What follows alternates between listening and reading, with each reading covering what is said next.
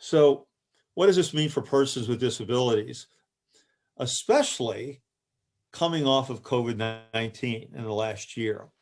Let's think about this a minute. We have been through living HELL for the last year. Parents trying to help their kids understand, math or conjugation of the verb to be over the internet when the internet service doesn't even work. Fear of, having this disease and getting sick and not being able to say goodbye to your loved one. People not coming into the workplace. Basically, people not being able to see each other as much anymore. So what does this mean? Does this mean that people with disabilities will never be able to work again? Well, let's just take a look harder at it. Go ahead. So there's some very interesting things that have happened. And it's very interesting. Out of disasters sometimes comes opportunity. And when I was preparing for this presentation, it wasn't just a question of pulling on kind of what our research was and what I knew clinically and anecdotally and had learned from other people who were smarter than me, both on the supply and demand side, but also with a great interest that I have in business. That's my undergraduate degree, and I've always had a great interest in business. So let's just take a look at these areas. To me, Zoom or Skype in the past was just something I didn't want to do. It was like talking to a blank screen, no feedback, didn't like it. Well, Zoom is our world now. This is how we communicate. And I think there's a company called Chegg, all right? And, they do a lot of the online learning. And so, if you want to follow the stock market, you can see all the ways the virtual communication are going on. Biotechnology. You can take a look at these little vaccine companies. You can take a look at the way that they're trying to figure out logistically to deliver vaccines to people. Okay. The gig economy. Interesting paper just came out in the Journal of Occupational Rehab by two Peters, Peter Harper and Peter Blank, called Gig Economy Implications for People with Disability.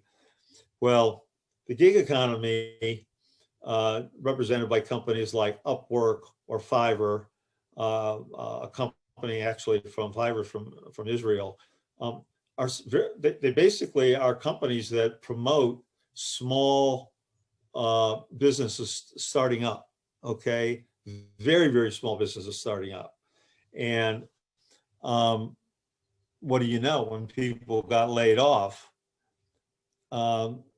using the true American spirit, they said, well, we're going to start our own little company. And so they went to these companies, and these gig economies became a whole new way of doing business.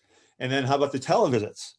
And so all of a sudden Teledoc is hot, or ZocDoc is hot. What about communication? Now you do everything by DocuSign or DocuDog. Or what about big data? Big data was already big, all right? But now you got companies like Snowflake and, Palantir. And, I'm just thinking of the people with differing disabilities, spinal cord injury, brain injury, mental health disorders, who may need a break, people who have had health disorders, who are detached from the workplace for a period of time and need to come back. These are all areas where they can work, because American business has been resourceful and has gone to these ways. And this is the only reason that in this last year, 2020, that the overall economy is not completely fallen off a cliff. And this year will probably boom and be up 6, 7, or 8%. Okay, so let's take a look at the next slide. Let's now move from the demand side and look a little bit more on the supply side. So remember that early question that I threw at you? Where are the potential workers with disabilities, and what programs can help with business? Well, those of us that are either professors or teachers or counselors or in the rehab area, whether it's program delivery or whether it's upper management, we you know, we know basically the answer to these questions. But you know, the new Amazon fulfillment center that is come out in the western part of Richmond, or the huge one that's going to be up in Northern Virginia, okay, or the Amazon that's going to be, you know, near Nashville, they may not know where to find the people with disabilities. And that's Amazon. Now, Amazon corporate might, but that local group might not. All right. So let's take a look at some of the things that's on us. We need to know what the labor market demands are. We need to know what the career opportunities could be. I wish, like all get out, that I could make the rehab counselor training programs in our country, have everybody minor in business management so they could learn about logistics, the supply chain, marketing. I had some nice conversations with the former assistant commissioner, actually the head of rehab, a gentleman named Jim Hannafy from Texas. I got him turned on to Salesforce.com and some of the methodology they use for their salespeople. And brilliant that he was, he had them in no time as consultants. We need to think like business. We need to understand what they need. We need to develop a skill set that's required by businesses. And only then are we really going to truly have a relationship with businesses. I always say we have, I think, about 18 or 19 employment specialists at our research and training center. We're CARF accredited and work closely with our Voc Rehab and our vendor to them, along with many other vendors in the state. But when I have opportunities to talk to our employment specialists, I always tell them, when you're going in to talk to a business, your first question should be, hey, how's business? How is business? How's, you know, how are things going? Get business talking about their business. Build a relationship that way. And then little by little, you can get into the issues of how you can perhaps supply some demand for them. Okay, next slide. So vocational rehabilitation, and in partnership with community rehabilitation programs, acronym CRPs, see the employer as a customer. And I think the vast majority of the state VR agencies and agencies that serve individuals with low vision and who are blind increasingly are looking at this as a dual customer approach. An employer is a customer as well as the individual. But I want to reinforce this for everybody, because if the employer's happy, then they're going to be supportive, not just of that individual. Remember, what you're doing if you're going to Best Buy or you're going to Wells Fargo for a job is you're not looking to make one placement. You're looking to have a relationship so that they will call you and maybe hire another person and another person and another person.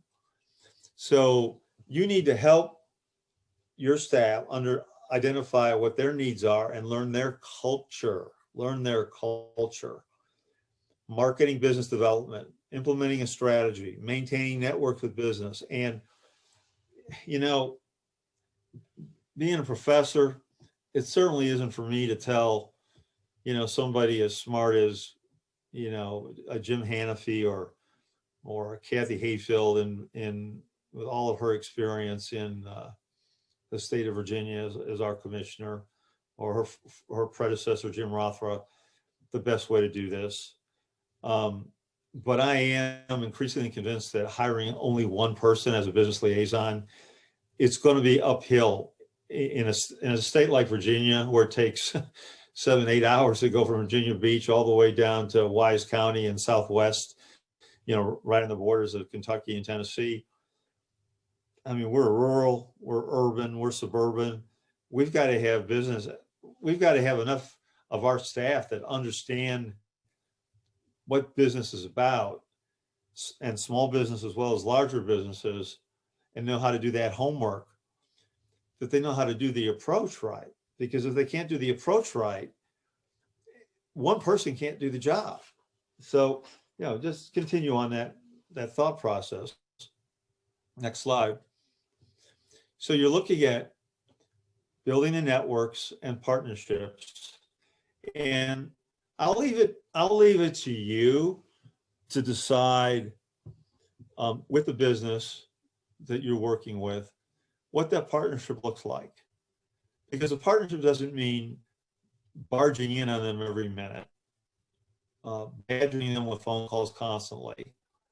The partnership means that they can depend on you and you can depend on them, and that there's an honest, legitimate communication between the two of you about well, honestly, transparency about how things are going. And your objective isn't necessarily to use that partnership to get as many people jammed in there and hired as possible, but to create a relationship where maybe they recommend you as a vendor. So areas that we can improve, and I certainly include VCU RTC with this. Next one.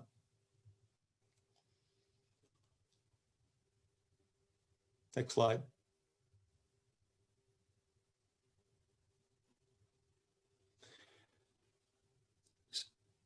We've already established that, back that one up. I haven't gotten that one yet. We've already established that the staff in rehab often do not fully understand the culture, and that there is often a lack of urgency in making rapid placement. And I know it can be very bureaucratic at times. And that at times there are low expectations of people with disabilities. Or, we feed into sometimes about it being, just charitable. So, just continuing on, some of the common mistakes I think that we all make, and I include myself with that, but we want to avoid. The next slide, please. Is we're selling the disability sometimes, and we don't mean to, but not the person. Lots of times we don't approach employers at the right time. And I'm getting this from the employers. They're telling me this, okay?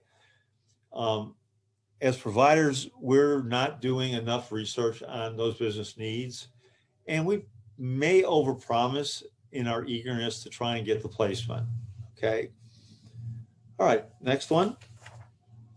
So how do we improve? Well, what I hear over and over again, and I'm sure you do sometimes, is the more we can avoid sending 5 different community programs to the same place and confuse the employer and use somebody that is more of a preferred vendor, the better off it's going to be. Not necessarily for us, because we're trying to cover everybody, but from a business perspective, they're going to want to see one set of faces, one team. I talked earlier, I just touched on impression management. I want to touch that pretty quickly, but I want to drive home the fact I've learned the hard way that the decision is often made to hire somebody in the first 3 to 5 minutes. Fong Chan, one of the most brilliant people I know from the University of Wisconsin, has done study after study on this. And there's been studies that have also been done in industrial psychology on this, that when a person comes in for an interview, those first 3 to 5 minutes are crucial. If the person that's doing the interviewing leans to them, then the next 35 minutes of the interview, it's almost what's called, I think, confirmatory bias. They're looking for reasons to hire them or to move them ahead to the next interview. If they don't like them for whatever reason, then they're looking for reasons to lightly or gently not bring them back for another interview.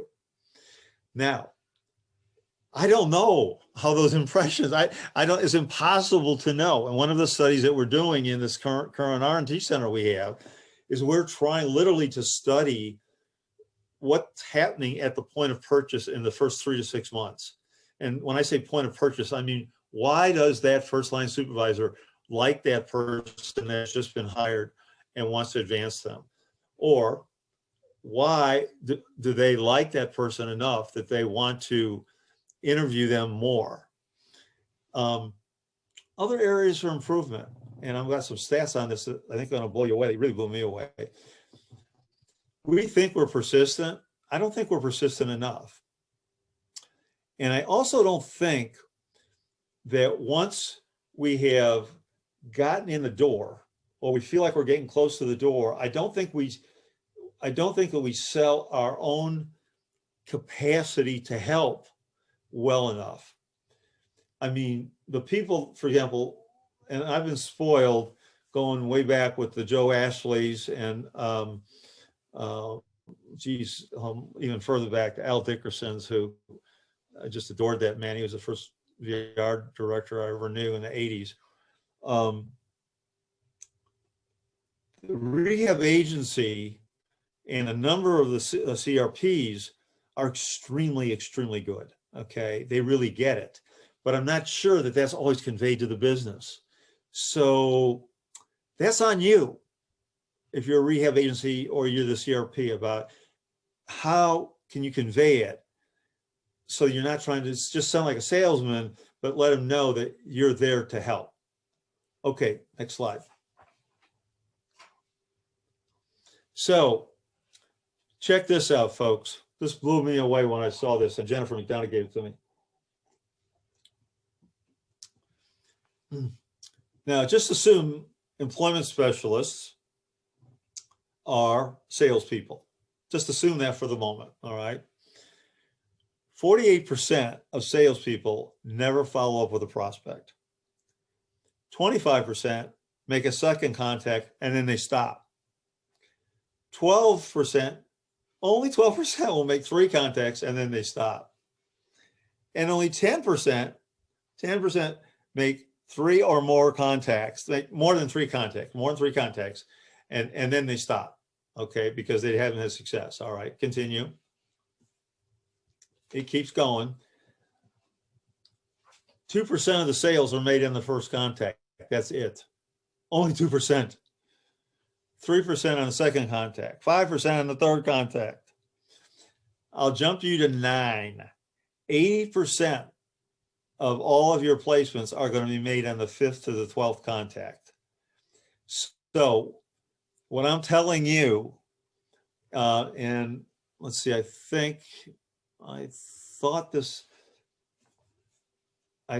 guess this slide didn't have this. This is from Q4 Intelligence, Kevin Trokey, November 18th, and I don't have the year. I've got it in the references in the back, I believe. Okay, I wasn't just making this up.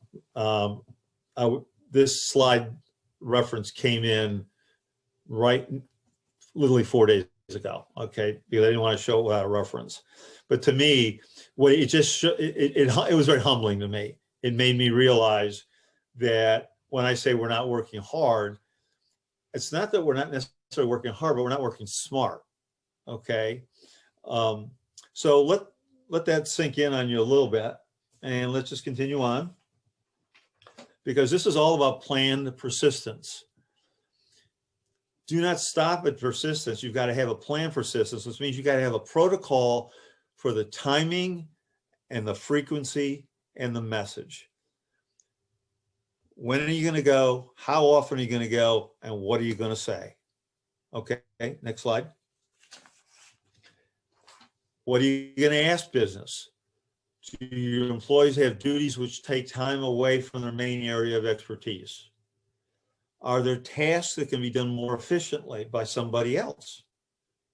This is all data for you that you can store when you look at your cases that might not be the top case that you think is perfect, the seventh case.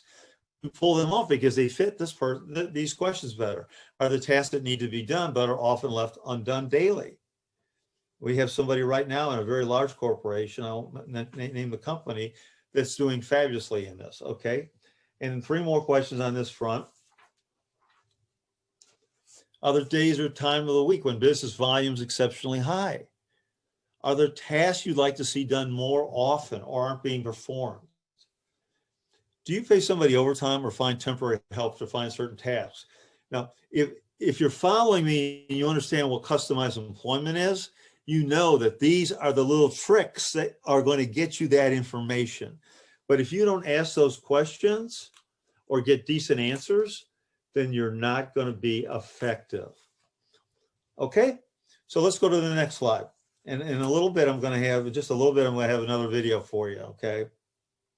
So how are workers supported in the workplace? Now we're getting to the supply side more. Next slide. And what is the status? What is the status of employment for persons with disabilities? Well, next slide. Well, it's not a pretty picture, all right? I told you at the beginning, we're running about a 60 to 80% unemployment rate.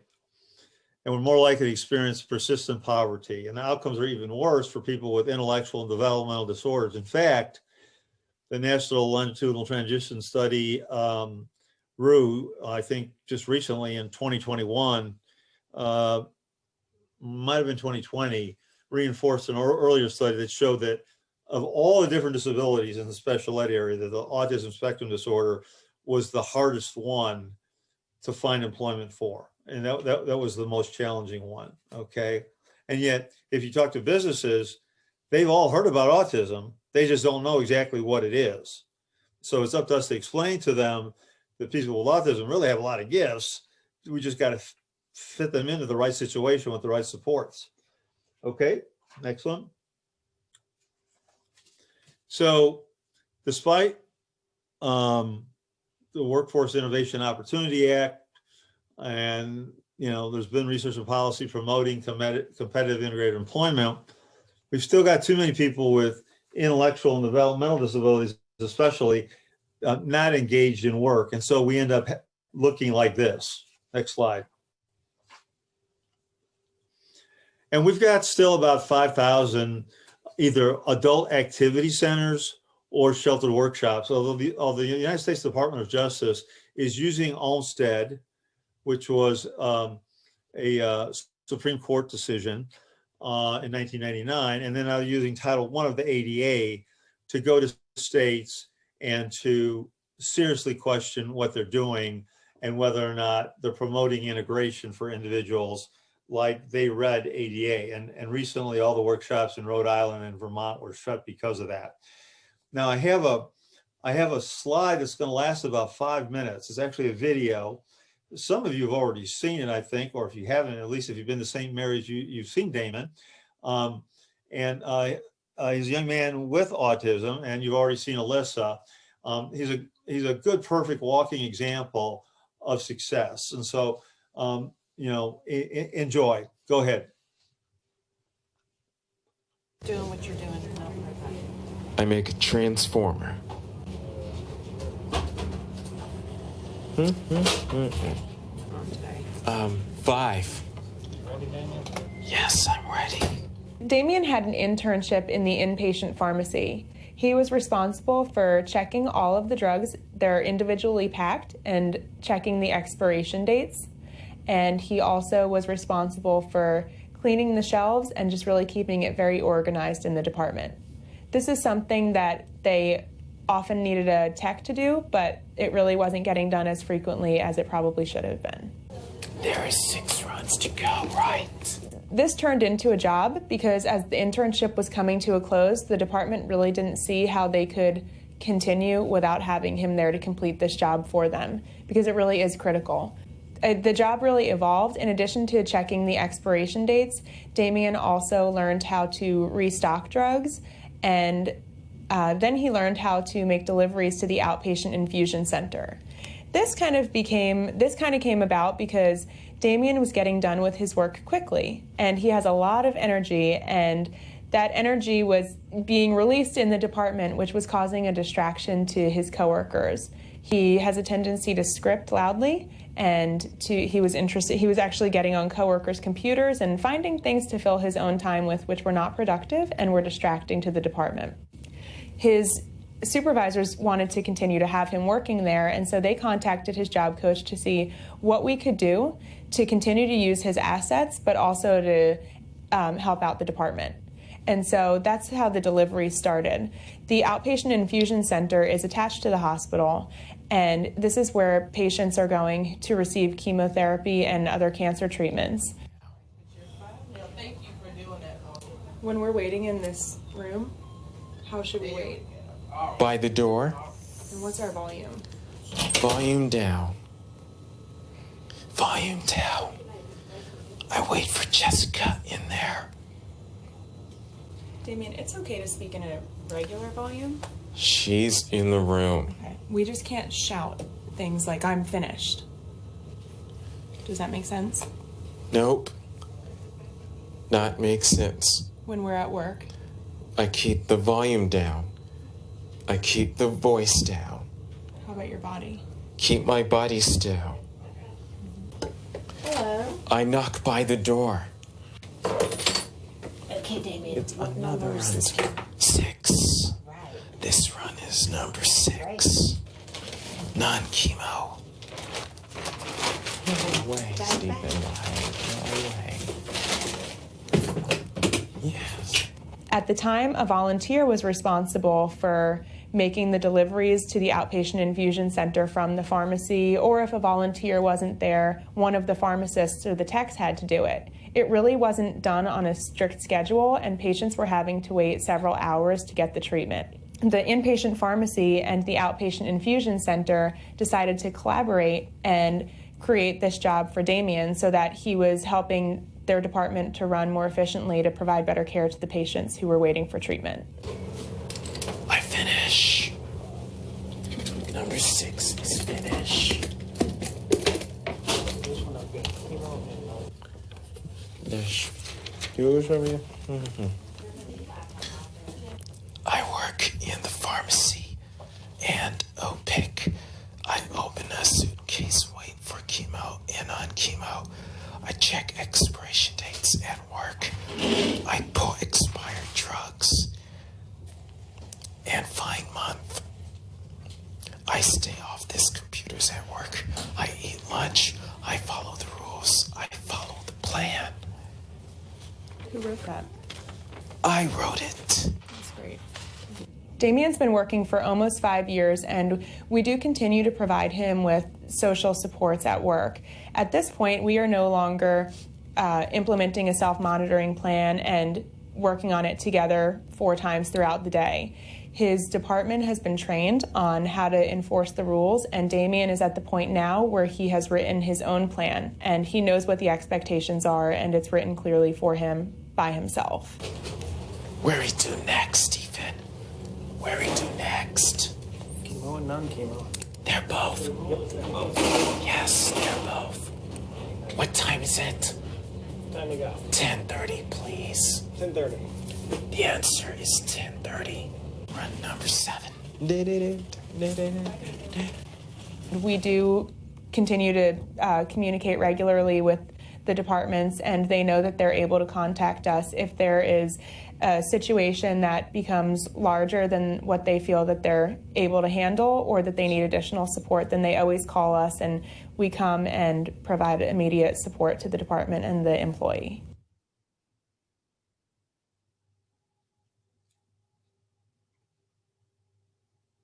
Okay. So by now, we'll go to the next slide. By now, I make you're beginning to really see the power of a really good employment specialist, okay? Alyssa's been with us a good 6 or 7 years. And unfortunately, most of the people that we have, are, similarly very competent and mostly have gained the trust of the company that we work at, different companies that we're in right now. So, Damien had an internship there, and then they hired him, and he requires less and less help. And our internships, by the way, the very first internship got started with some help from the Virginia Department of Education. But then, for those of you who are, go to the next slide, please. Okay. For those of you who are in VR and are looking at expanding your vocational, your project search or your strength on success or internship programs, our Voc Rehab department came up with a milestone program. In fact, Joe Ashley, I believe, really took the lead on this. And at the different intervals of success, we were able to receive, some funding to continue, supporting people like Alyssa. Alyssa is the type of person that could talk to somebody like Doug that you saw earlier, okay? Easier than I could, all right? Because, she's there all the time, and the trust has been established. So again, remember, we had a why work from the business standpoint. Now we have why work from the supply side. Good pay, healthcare benefits if he wants them, control over job selection, upward mobility if he wants to leave. Our research over 10 years has shown that people with autism, at least, become more independent as a function of work. Okay, so that's a good thing. That's better than $15,000 a year staying in a day program for the rest of your life, or just sitting at home. Next slide. So what does Alyssa do? What she does is support employment. She also does customized employment. We'll start with that. Support employment is basically real work in an integrated work setting, presumably for people with more severe challenges, because somebody with milder challenges wouldn't need Alyssa helping as much, but initially doing a lot of ongoing support. And that's where Voc Rehab often will step right up and help pay for those services. And then maybe Medicaid waiver will provide the long-term services. In the meantime, business is not paying anything, but is getting, wonderful support services from highly trained staff. We just get these people, get these partners together, all right? And the Voc Rehab person is driving the train, basically driving the train to try and get the business and the job coach working together and the family working together, and often dealing with SSI and SSDI issues. Okay, go ahead. So if you want to go back 30 or 40 years, it is a pretty big paradigm shift. Again, I hope you don't mind me picking on you if you're on here, Kathy, but Kathy would remember at one time we were basically running only centers and we weren't providing supports in the businesses. Now it's much more commonplace for supporting, coming up with individualized supports needs like the job accommodation network can provide. It can be delivered by an Alyssa Brooke in any of the number of businesses. Okay, so that's an advantage that you have if you're trying to be, create a relationship with a business. You say, well, look, we could bring an employment specialist in here. Okay, all right, next. I've got about 2 or 3 more slides, so I'll probably go through these word things pretty quick. Marks, by the way, is Marks, not Mark. Okay, it's only about 2 minutes. Shoot. Marks. Yes. We're not working without the gown. Perfect. Why? Let's go get it. Marks is very particular about keeping himself neat and clean. And one of the things that he was doing, he was problem solving on his own because he felt that his pants were getting dusty. The bottoms of his pants were getting dusty. So he took it upon himself to alter his uniform. Hey, Mark. What's that? Now something else is missing. My gloves? Yeah, perfect. We don't need to follow them that way. Come right back with those gloves on. One of the sets of his scrubs, he actually took a scissor to and cut them so they were now cropped pants so that they weren't getting dusty. And then when we talked to him about that, he started to roll his pants up, and that does not fit the uniform requirements. It's also an issue with infection control to have your skin showing like that in the hospital. And so as many times as we would remind him verbally about this, it didn't seem to stick. So we took a picture of him, and this picture was posted up on the door of the linen room with his permission. And each time before he walked out to go make a delivery, he was able to check himself and make sure that he was properly dressed. Okay, take it that way. Huh. Just keep it right there. Keep it right there. I'll bring this one in.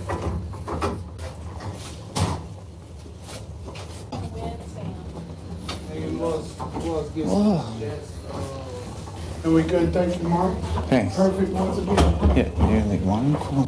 He helps me get my carts, the soil linen onto the carts, and then I get my carts onto the truck. Mark is a very good worker, very studious, very hardworking, and without him, I would have a hard day, put it that way. So I'm thankful that he gets the opportunity to work with me every day, and I enjoy working with him. Thank you.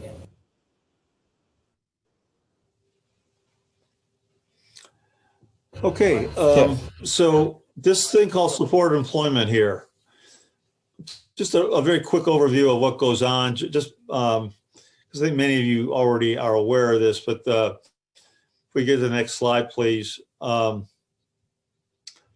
There's basically 4 basic functions that we're looking at. We need a profile of that job seeker. We need to develop a job, find a job. That's where that business partnership comes in. But then we don't stop there. We have to provide training, and we don't stop there either. Because even if people are presumably trained, if there's a different supervisor or the person has a problem at home or with transportation or decides they want to switch jobs, there needs to be a follow-along mechanism. And this is where Voc Rehab will work with a community service program to provide follow-along services. And the employment specialist is right in the middle of this, working with the VR counselor as partners, again, on the supply side. Okay, next one. And so in assessment, you're looking at not necessarily assessments that would take place in a room, but situational assessments that might happen actually right in a work site for 3 or 4 hours or for a day or 2 days to see productivity, what interests are, how much physical ability they have, do they get tired, how well do they take criticism from the employment specialist. Next slide. I'm not a big fan of long tests. I'm a bigger fan of short, real life assessments, situational assessments in real work settings. Okay. These assessments should reflect the vocational goal. Okay. Next slide. We'll take a look at James here. We did a long-term assessment of him in a respiratory therapy department, looking at oximeters from a biohazard room. We would have never done this in 1983. We were putting people at Wendy's, okay? Here this guy's going in, instead of going to Wendy's, not that there's anything wrong with Wendy's, love Wendy's, okay? I'm happy to get a milkshake at Wendy's, happy to. But there should be a diversity of jobs based on people's interests. And if you have an internship, you find out whether you like it, you do an assessment, you see how he would fit in something like this. Next one, next slide. What do we learn? We learned that he could follow written instructions, bit of a perfectionist, okay? Barriers, he really needs a rigid schedule, and could be a self-stimmer. Now, a little self-stimming, not too bad. You'll meet somebody a little bit later here who's a self-stimmer, not a big deal, okay? It's all about what the business will tolerate. And a lot of businesses will tolerate a great deal if they're getting good performance from their worker. Okay, next slide. So you hear these terms, customized employment, support employment. Not the purpose of this presentation to do a major breakdown of the two of them different. Let's just say that customized employment is a part of support employment that has got some very unique different aspects to it. Still competitive immigrant employment, still real work for real pay, still not in a sheltered workshop, still using job coaching supports, but using something called discovery and a more detailed job negotiation. The last two are uniquely different and extremely helpful. Go ahead. This is not customized employment. This is a sheltered workshop or an adult activity center. This is what we want to try and avoid. This is what the Department of Justice is going to we'll probably start shutting them down again now that we've got a person like Merlin Garland that's going to be running the Department of Justice. I imagine they'll be swinging hard again to go after states that are not integrating but are segregating. Go ahead.